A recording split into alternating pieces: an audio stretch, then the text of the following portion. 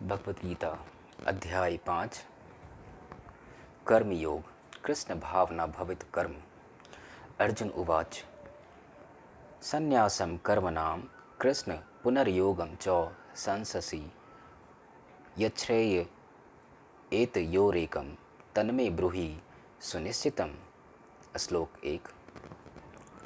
अर्जुन ने कहा, हे कृष्ण, पहले आप मुझ में कर्म त्यागने के लिए कहते हैं और फिर भक्ति पूर्वक कर्म करने का आदेश देते हैं।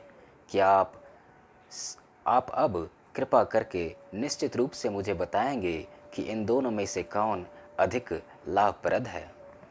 तात्पर्य: भगवद गीता के इस पंचम अध्याय में भगवान बताते हैं कि भक्ति पूर्वक किया गया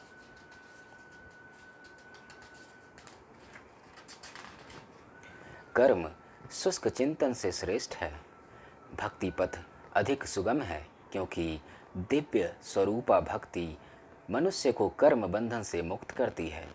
द्वितीय अध्याय में आत्मा तथा उसके शरीर बंधन का सामान्य ज्ञान बतलाया गया है। उसी में बुद्धि योग अर्थात भक्ति द्वारा इस भौतिक बंधन से निकलने का भी वर्णन हुआ है। तृतीय अध्याय में यह बताया गया है कि ज्ञानी को कोई कार्य नहीं करने पड़ते। चतुर्थ अध्याय में भगवान ने अर्जुन को बताया है कि सारे यज्ञों का पर्यवसान ज्ञान में होता है, किंतु चतुर्थ अध्याय के अंत में भगवान ने अर्जुन को सलाह दी कि वह पूर्ण ज्ञान से युक्त होकर उठ करके युद्ध करे। अतः इस प्रकार एक ही साथ भक्ति में कर्म तथा ज्ञान युक्त अकर्म की महत्ता पर बल देते हुए कृष्ण ने अर्जुन के संकल्प को भ्रमित कर दिया है। अर्जुन यह समझता है कि ज्ञान में संन्यास का अर्थ है इंद्रिय कार्यों के रूप में समस्त प्रकार के कार्यकलापों का परित्याग, किंतु यदि भक्ति योग में कोई कर्म करता है तो फिर कर्म का किस तरह त्याग हुआ? दूसरे शब्दों में वह यह सोचता है कि ज्ञान में संन्यास को सभी प्रकार के कार्यों से मुक्त होना चाहिए, क्योंकि उसे कर्म तथा ज्ञान असंगत से लगते हैं। ऐसा लगता है कि वह यह नहीं समझ पाया कि ज्ञान के साथ किया गया कर्म बंधनकारी न होने के कारण अकर्म के ही तुल्य है। अतएव वह पूछता है कि वह सब प्रकार से कर्म त्याग दे या पूर्ण ज्ञान से युक्त होकर कर्म करें। श्री भगवान उवाच। श्लोक 2। संन्यासः कर्मयोगस्य निःश्रेय सकारावुभौ तयोस्तु कर्म संन्यासात् कर्म योगो विशिष्यते। श्री भगवान ने उत्तर दिया, मुक्ति के लिए तो कर्म का परित्याग तथा भक्ति में कर्म दोनों ही उत्तम हैं, किंतु इन दोनों में से कर्म के परित्याग से भक्ति युक्त कर्म श्रेष्ठ है। तात्पर्य: सकाम कर्म अर्थात इंद्रिय तृप्ति में लगना ही भव बंधन का कारण है। जब तक मनुष्य शारीरिक सुख का स्तर बढ़ाने के उद्देश्य से कर्म करता रहता है, तब तक वह विभिन्न प्रकार के शरीरों में देहांतरण करते हुए भव बंधन को बनाए रखता है। इसकी पुष्टि भागवत में इस प्रकार हुई है। नूनं प्रमत्तः कुरुते विकर्म यदीन्द्रिय प्रतीय आप्रिनोति ना साधु मन्ये यत आत्मनो यम समन्नपि कलेशद आसदेहः पराभव अस्तावद बोध जातो यावन्न जिज्ञासत आत्मतत्त्वम् यावत् क्रिया अस्तावदिदं मनो वै कर्मात्मकं येन शरीरबन्धम् एवं मनः कर्म वशं पर्युक्ते अविद्ययात्मन्युपधीयमाने प्रतीर्ण यावन्मयि वासुदेवेनामुच्यते देहयोगेन तावत्। लोग इंद्रिय तृप्ति के पीछे मत्त हैं। वे ये नहीं जानते कि उनके कलेशों में युक्त यह शरीर अपने विगत सकाम कर्मों का फल है। यद्यपि यह शरीर नाशवान है, किंतु यह नाना प्रकार के कष्ट देता रहता है। अतः इंद्रिय तृप्ति के लिए कर्म करना श्रेयस्कर नहीं है। जब तक मनुष्य अपने असली स्वरूप के विषय में जिज्ञासा नहीं करता, उसका जीवन व्यर्थ रहता है। और जब तक वह अपने स्वरूप को जान नहीं लेता, तब तक उसे इंद्रिय तृप्ति के लिए सकाम कर्म करना पड़ता है। और जब तक वह इंद्रिय तृप्ति की इस चेतना में फंसा रहता है, तब तक उसका देहांतरण होता रहता है। भले ही उसका मन सकाम कर्मों में व्यस्त रहे और अज्ञान द्वारा प्रभावित हो, किंतु उसे वासुदेव की भक्ति के प्रति प्रेम उत्पन्न करना चाहिए। केवल तभी वह भव बंधन से छूटने का अवसर प्राप्त कर सकता है। अतः यह ज्ञान ही कि वह आत्मा है, शरीर नहीं, मुक्ति के लिए पर्याप्त नहीं। जीवात्मा के स्तर पर मनुष्य को कर्म करना होगा, अन्यथा भव बंधन से उबरने का कोई अन्य उपाय नहीं है। किंतु कृष्ण भावना भवित होकर कर्म करना सकाम कर्म नहीं है। पूर्ण ज्ञान से युक्त होकर किए गए कर्म वास्तविक ज्ञान को बढ़ाने वाले हैं। बिना कृष्ण भावनामृत के केवल कर्मों के प्रत्याग से बद्ध जीव का हृदय शुद्ध नहीं होता। जब तक हृदय शुद्ध नहीं होता, तब तक सकाम कर्म करना पड़ेगा, परंतु कृष्ण भावना भवित कर्म कर्ता को स्वतः सकाम कर्म के फल से मुक्त बनाता है, जिसके कारण उसे भौतिक स्तर तक उतरना नहीं पड़ता। अतः कृष्ण भावना भवित कर्म संन्यास से सदा श्रेष्ठ होता है, क्योंकि संन्यास में नीचे गिरने की संभावना बनी रहती है। कृष्ण भावनामृत से रहित संन्यास अपूर्ण है, जैसा कि श्रील रूप गोस्वामी ने भक्तिर सामृत सिंधु में पुष्टि की है। प्रापंचिकतया बुद्धया हरिसंबंधी वस्तुनः मुमुक्षिभिः परित्यागो वैराग्यम फल्गु कथ्यते। जब मुक्तकामी व्यक्ति श्री भगवान से संबंधित वस्तुओं को भौतिक समझकर उनका परित्याग कर देते हैं, तो उनका संन्यास अपूर्ण कहलाता है। संन्यास तभी पूर्ण माना जाता है जब यह ज्ञात हो जाए कि संसार की प्रत्येक वस्तु भगवान की है और कोई किसी भी वस्तु का स्वामित्व ग्रहण नहीं कर सकता। वस्तुतः मनुष्य को यह समझने का प्रयत्न करना चाहिए कि उसका अपना कुछ भी नहीं है, तो फिर संन्यास का प्रश्न ही कहाँ उठता है। जो व्यक्ति यह समझता है कि सारी संपत्ति कृष्ण की है, वह नित्य सन्यासी है। प्रत्येक वस्तु कृष्ण की है, अतः उसका उपयोग कृष्ण के लिए किया जाना चाहिए। कृष्ण भावना भवित होकर इस प्रकार का पूर्ण कार्य करना मायावादी सन्यासी के कृत्रिम वैराग्य से कहीं उत्तम है। श्लोक 3। ज्ञेयः सो नित्य सन्यासी यो न देष्टि न कांक्षति निद्रुन्दो ही महाबाहो सुखम बंधात प्रमुच्यते। जो पुरुष ना तो कर्म फलों से घृणा करता है और ना कर्म फल की इच्छा करता है, वह नित्य सन्यासी जाना जाता है। हे महाबाहु अर्जुन, ऐसा मनुष्य समस्त द्वंद्वों से रहित होकर भव बंधन को पार कर पूर्णतया मुक्त हो जाता है। तात्पर्य: पूर्णतया कृष्ण भावना भवित पुरुष नित्य सन्यासी है, क्योंकि वह अपने कर्म फल से ना तो घृणा करता है, ना ही उसकी आकांक्षा करता है। ऐसा सन्यासी भगवान की दिव्य प्रेमा भक्ति के परायण होकर पूर्ण ज्ञानी होता है, क्योंकि वह कृष्ण के साथ अपनी स्वाभाविक स्थिति को जानता है। वह भली भांति जानता रहता है कि कृष्ण पूर्ण अंशी हैं और वह स्वयं अंश मात्र है।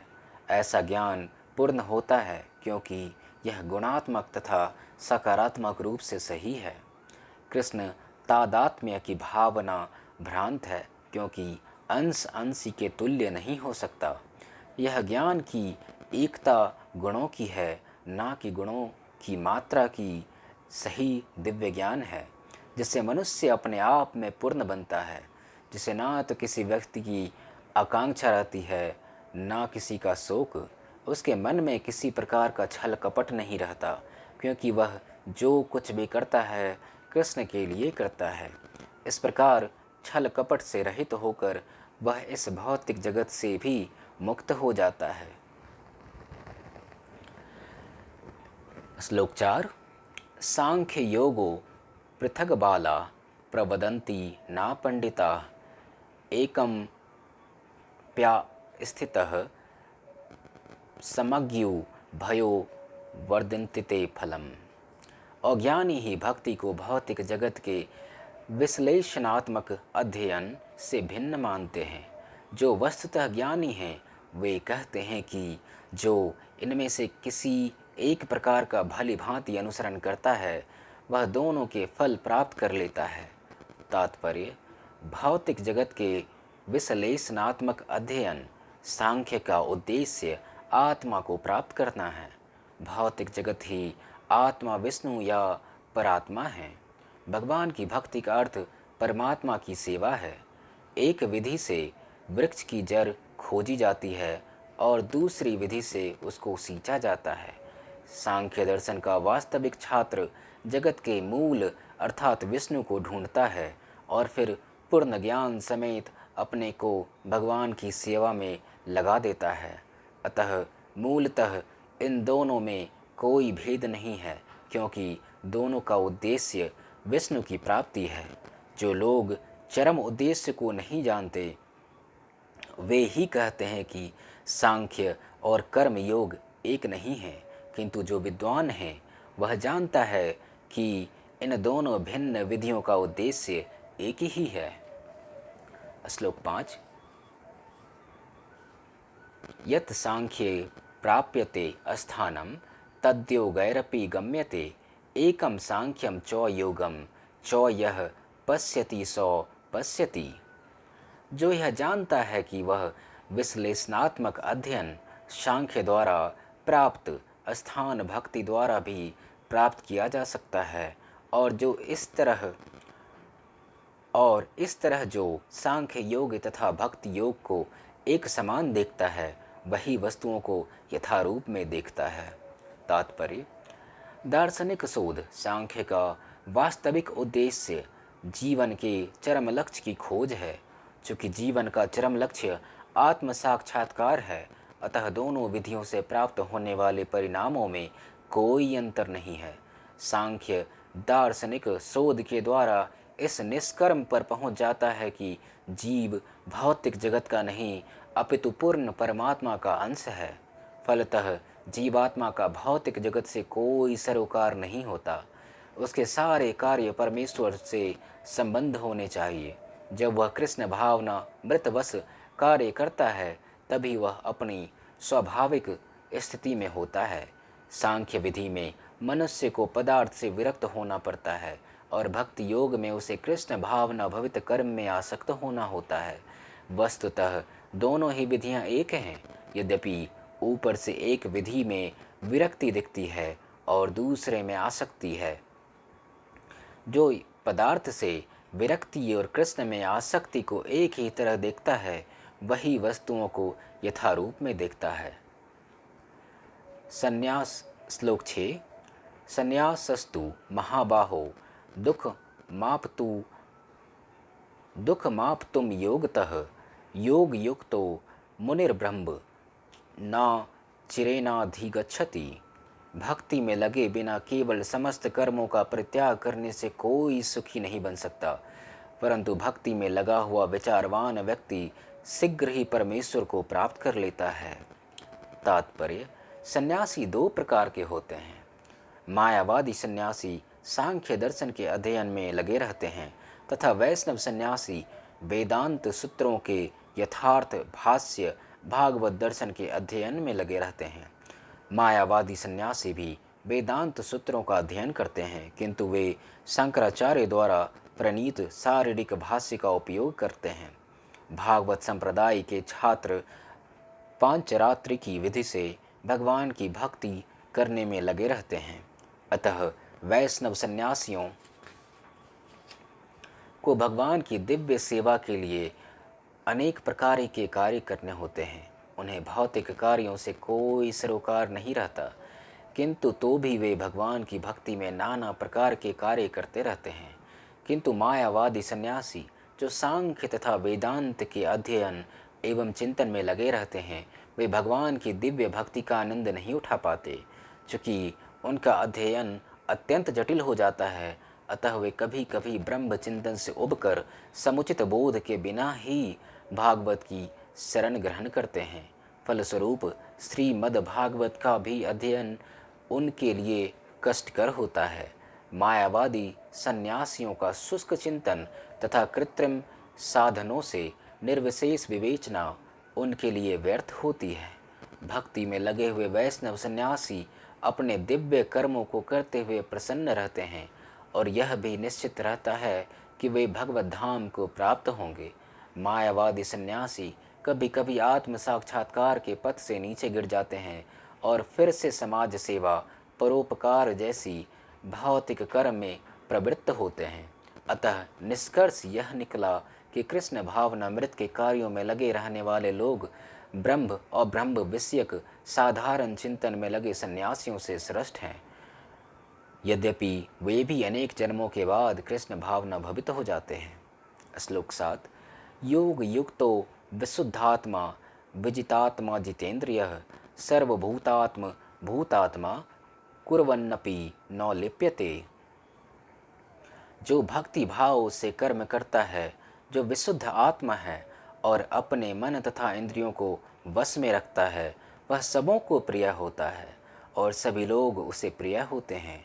ऐसा व्यक्ति कर्म करता हुआ भी कभी नहीं बंधता। तात्पर्य: जो कृष्ण भावनामृत के कारण मुक्ति पथ पर है, वह प्रत्येक जीव को प्रिय होता है और प्रत्येक जीव उसके लिए प्यारा है। यह कृष्ण भावनामृत के कारण होता है। ऐसा व्यक्ति किसी भी जीव को कृष्ण से पृथक नहीं सोच पाता।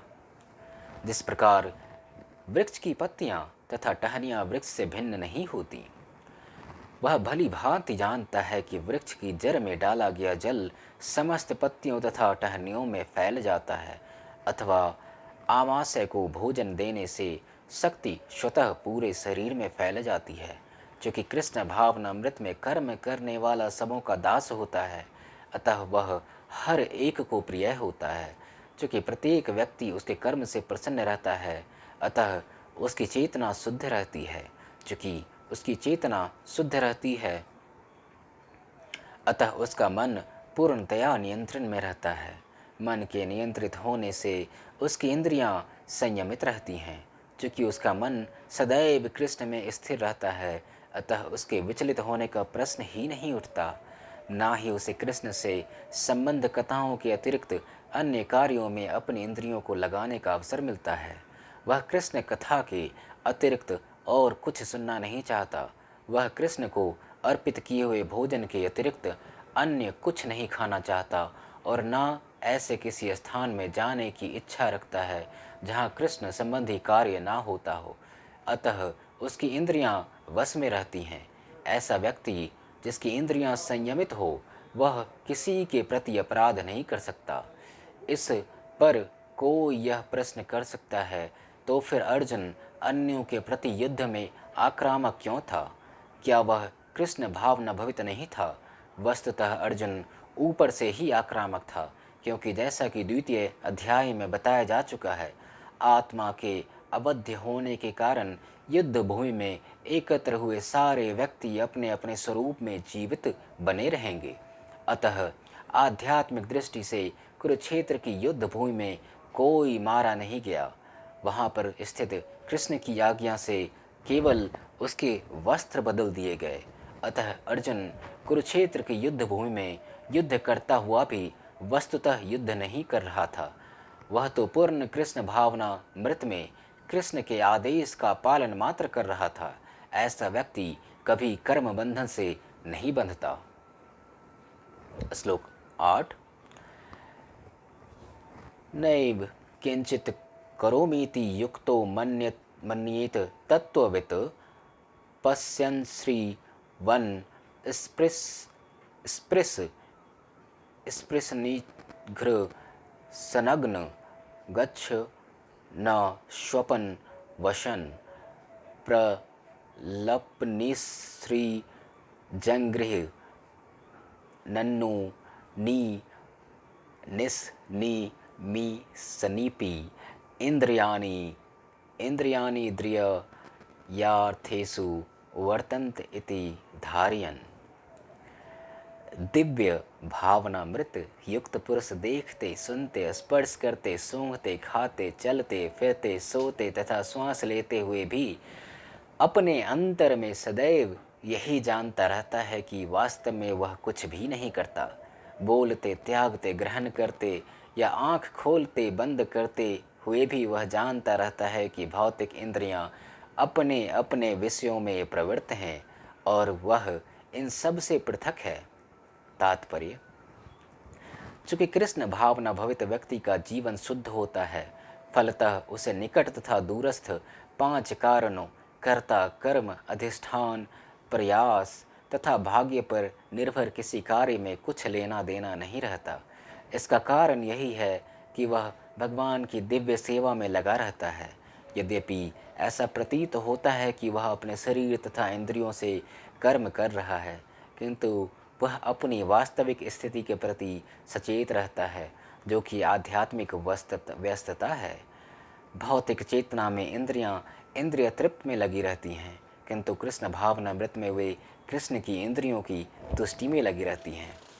अतः कृष्ण भावना भवित व्यक्ति सदा मुक्त रहता है, भले ही वह ऊपर से भौतिक कार्यों में लगा हुआ दिखाई पड़े। देखने तथा सुनने के कार्य ज्ञानेंद्रियों के कर्म हैं, जबकि चलना, बोलना, मल त्यागना आदि कर्मेंद्रियों के कार्य हैं।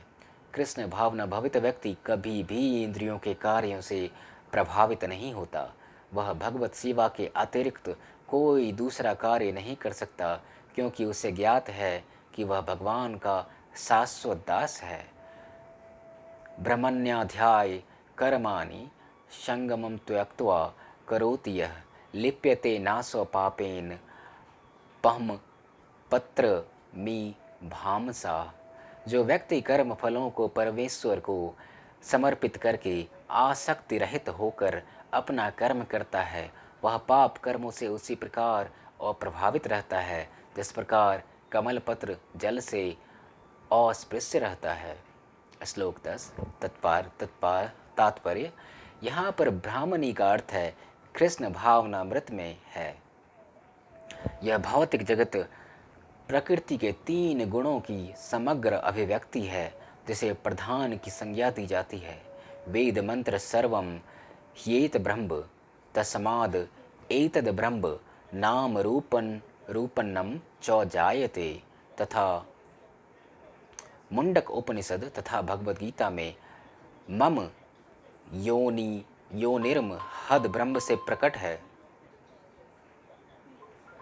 कि जगत की प्रत्येक वस्तु ब्रह्म की अभिव्यक्ति है, और यद्यपि कार्य भिन्न भिन्न रूप में प्रकट होते हैं, किंतु तो भी वे कारण से अभिन्न हैं।